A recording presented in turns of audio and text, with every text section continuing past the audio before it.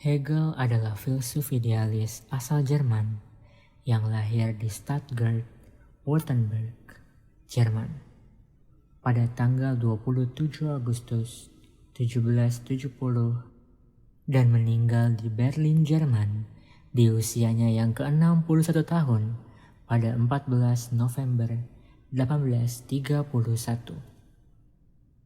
Ia mempopulerkan metode dialektika dan menggandrungi gagasan bahwa sejarah manusia adalah perkembangan kesadaran menuju kebebasan.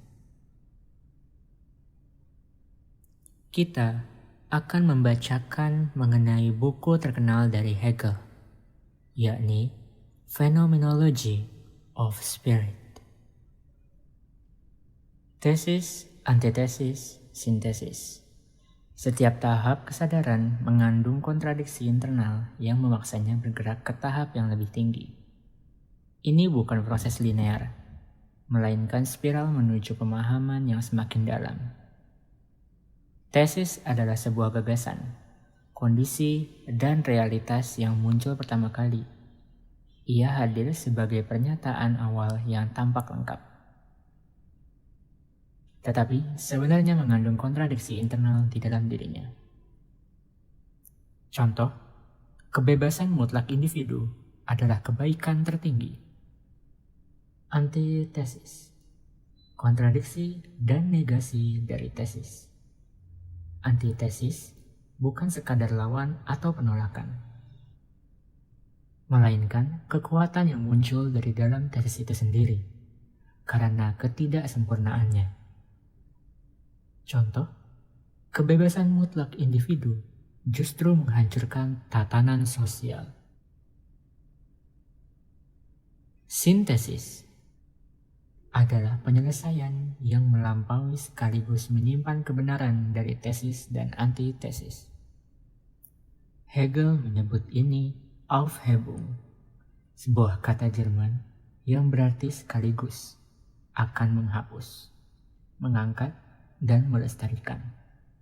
Contoh, kebebasan sejati hanya mungkin dalam komunitas yang teratur. Kesadaran dan objeknya. Hegel membedakan antara kesadaran yang memandang dunia sebagai sesuatu di luar dirinya dan kesadaran diri yang menyadari bahwa subjek dan objek saling bergantung. Pemisah antara aku dan dunia adalah sebuah ilusi yang harus diatasi. Bagi Hegel, hubungan antara kesadaran atau Bewusstsein dan objeknya adalah motor pergerakan seluruh perkembangan roh menuju pengetahuan absolut. Kesadaran tidak berdiri sendiri. Dalam kekosongan, ia selalu memiliki struktur. Kesadaran itu sendiri yang membentuk kriteria kebenaran tentang objeknya. Sehingga ketika kesadaran menguji objek, ia sebenarnya sedang menguji dirinya sendiri.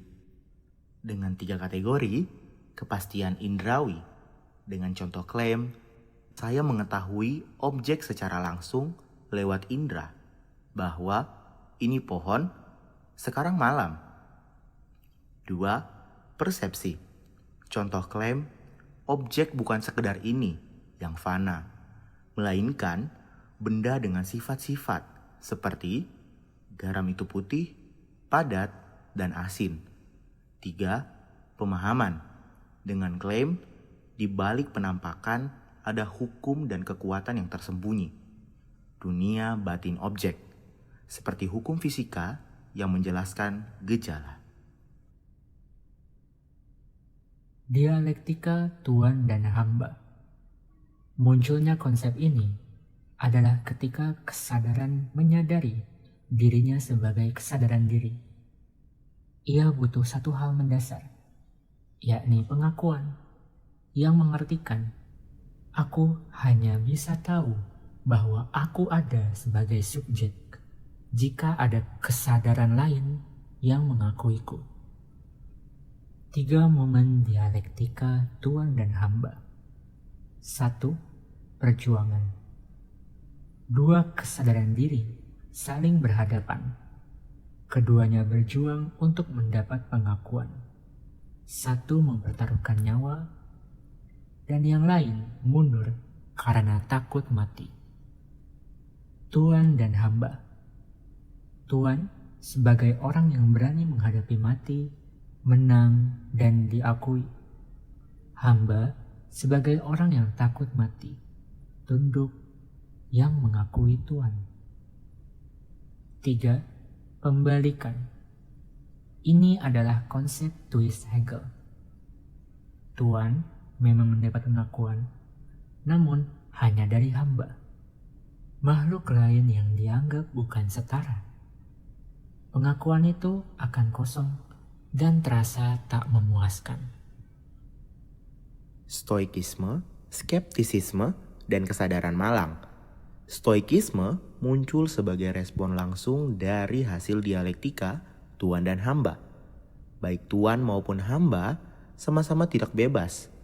Maka kesadaran mencoba jalan baru, lari ke dalam pikiran. Dunia boleh membelengguku, tubuhku bisa diperbudak, namun pikiranku akan tetap bebas. Kebebasan adalah sikap batin, indiferensi terhadap dunia. Menandakan kalau senang sedih, hidup dan mati, tuan dan hamba akan sama saja semua bagi pikiran yang bebas. Kebebasan stoik, kebebasan ini tidak lari untuk apapun. Pemikiran yang hanya memandang segala yang sama tidak menghasilkan konten yang nyata. Ia berputar dalam keumuman yang hampa. Skeptisisme adalah radikalisasi stoisme. Jika astoik hanya bersikap berbeda terhadap dunia, skeptik melangkah lebih jauh. Ia secara aktif memang menghancurkan segala kepastian tentang dunia. Tidak ada yang benar-benar tetap dan tak ada juga yang pasti. Semua bisa dibantah. Skeptisme tetap saja seperti menjebak diri sendiri. Ketika ia kontra dengan suatu aturan norma, namun ia tetap menjalani hidup dengan norma praktis sehari-hari. Tanpa dia sadari, ia pura-pura tidak tahu akan kebebasan yang ia inginkan. Namun, kesadaran skeptis bisa menjadi dua bagian. Yang satu benar-benar menyangkal, yang satu bisa diam-diam menegaskan. Dilanjutkan dengan poin ketiga, yakni kesadaran malang. Kesadaran malang adalah tahap tertragis dalam perjalanan kesadaran diri. Kesadaran ini lahir dari kontradiksi skeptisisme yang tidak terselesaikan. Kesadaran yang terpecah dalam dirinya sendiri, kesadaran malang mengalami dirinya sebagai dua kutub yang berlawanan. Namun tak bisa dipisahkan. Yang tak berubah, yang menjadikan ini sebagai karakter yang sempurna, abadi, ilahi, serta jauh. Yang berubah menjadikan ini karakter yang fana, tidak sempurna, duniawi, dan dekat. Akal. Vernon. Kesadaran akhirnya menyadari bahwa dirinya adalah realitas, bukan hanya pengamat. Akal mulai mencari dirinya dalam dunia, dalam alam, dalam etika, dalam masyarakat. Dirinya dan dunia tidak terpisah. Keduanya adalah ekspresi dari satu rasionalitas yang sama. Akal lahir dari jika sebelumnya kesadaran selalu berhadapan dengan objek sebagai sesuatu yang asing, kini akal menyatakan dengan percaya diri. Apa yang rasional adalah benar, dan apa yang nyata adalah rasional. Roh atau geist dan etika. Hegel menganalisis tahap-tahap kehidupan sosial, etika komunitas kuno Yunani, krisis moralitas modern, dan revolusi.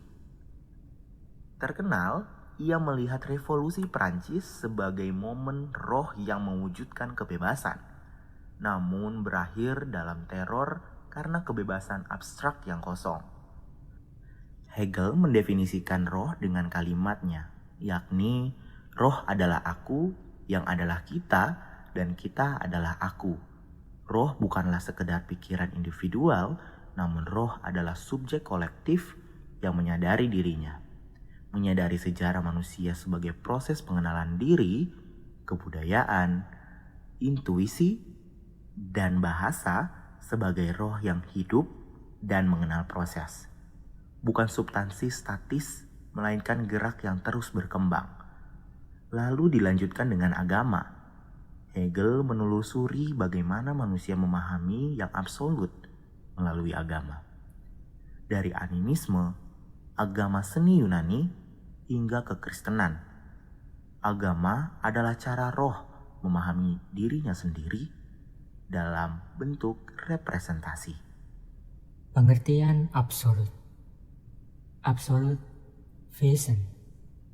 Kesadaran akhirnya menyadari bahwa tidak ada pemisahan antara subjek dan objek, antara pikiran dan realitas. Filsafat, sains dalam pengertian Hegel, merupakan roh yang sepenuhnya memahami dirinya sendiri. Bukan berarti pengetahuan yang serba tahu seperti Tuhan yang omnisien. Absolut di sini berarti pengetahuan yang tidak lagi bergantung pada sesuatu di luar dirinya untuk menjadi benar. Ia mencukupi dirinya sendiri. Selama ini, setiap bentuk kesadaran selalu mengandaikan sesuatu di luar dirinya. 1. Kesadaran mengandaikan objek yang asing. 2. Moralitas mengandaikan Tuhan atau hukum eksternal. 3. Agama mengandaikan yang ilahi, yang jauh. Pengetahuan absolut adalah titik di mana tidak ada lagi di luar yang harus diandaikan.